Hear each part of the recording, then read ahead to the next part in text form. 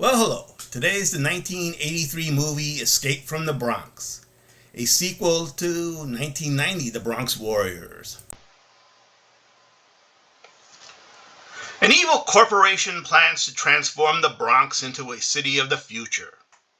To do this, they decide to exterminate the current residents. Trash is running ammo to the rebels and gets attacked by a helicopter. Fortunately, his pistol bullets are powerful enough to destroy the helicopter. The corporate death squads then decide to go after Trash's parents, who live in a little rundown apartment. The father puts up a pretty heroic fight, but unfortunately, he is outgunned. And both him and his wife are immolated by the disinfestation squads of the corporation. Trash then decides to join the rebels, and he attempts to rescue prisoners with them. Only the evil corporation had wired the prisoners to explode. It is a trap, and most of them are killed.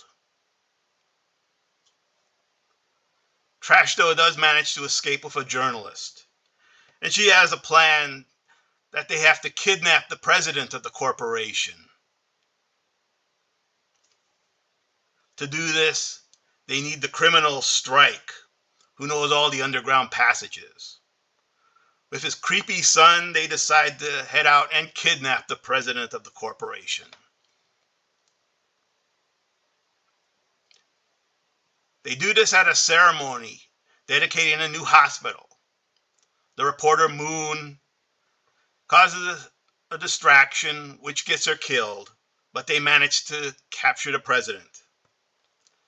Then they fight the corporate death squads through the underground tunnels with ingenious traps that electrocute it and explode them. Only the corporation number 2 man sees an opportunity in this, and he has the psychotic Wangler try to gas out the rebels from their underground hideout. A big fight ensues, with Trash and Strike mainly managing to wipe out the disinfestation squads. The president, though, is killed by Wangler, and then also later the number 2 man is. So the corporation's somewhat leaderless. Then Trash goes after Wangler. After a big fight, with his special exploding bullets, he blows up his van, kills him, and defeats the evil corporation. So this 1983 movie is a sequel to 1990's The Bronx Warriors. And I have a review of that. That was actually my first review for this channel. You can go check it out. And it was done just like 18 months after that movie.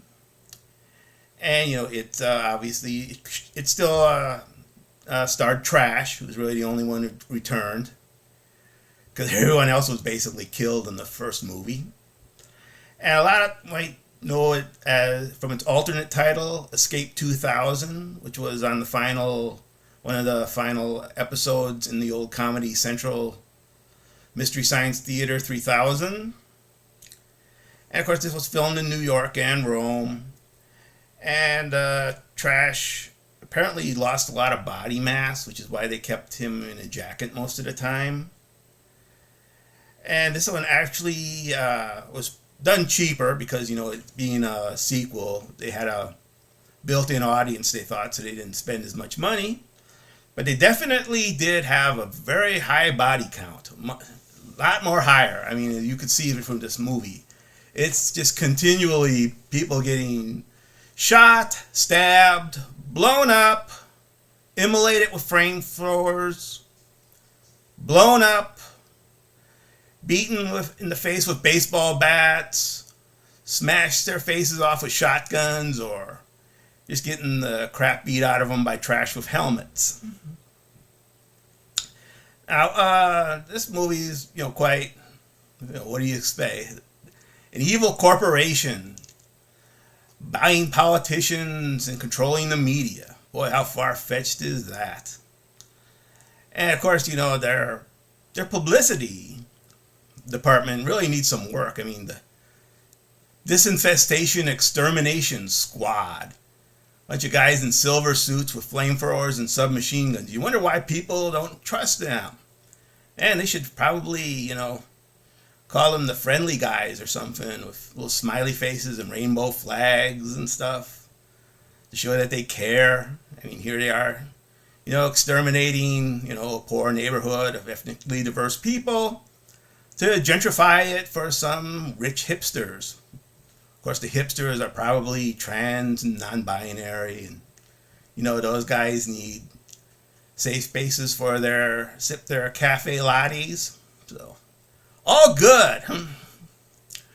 And this is just a fun movie. I really enjoyed it. Sadly, Mark Gregory, the guy who played Trash, he didn't really appear in too much. I know he did some movies called Thunder Warrior, which was kind of like he was like a Native American Rambo or something. And he did a North Korean action movie. God, that's gotta be a wild movie. I'd like to see that. Sadly, he committed suicide some years back. And of course, the only really person who is recognizable in this movie is Henry Silva as the villain. He also played another over-the-top one, just like Vic Morrow did in the first movie. In a lot of ways, this movie kind of emulates that first movie, evil corporation. At the end, just about everybody gets killed. And of course, they hire this evil, psychotic guy that's over the top. And Trash is one of the only people that survive. Personally, I just love this movie. I think it's a great one. It was done by Enzo Castellari, Italian director who did a lot of movies of various genres, including these post-apocalyptic ones. And I can say that this is a really, fun movie, an enjoyable one. I think it made money. If you want something fun, go check it out. And so if you've stuck with me this long, I thank you. You're a unique individual.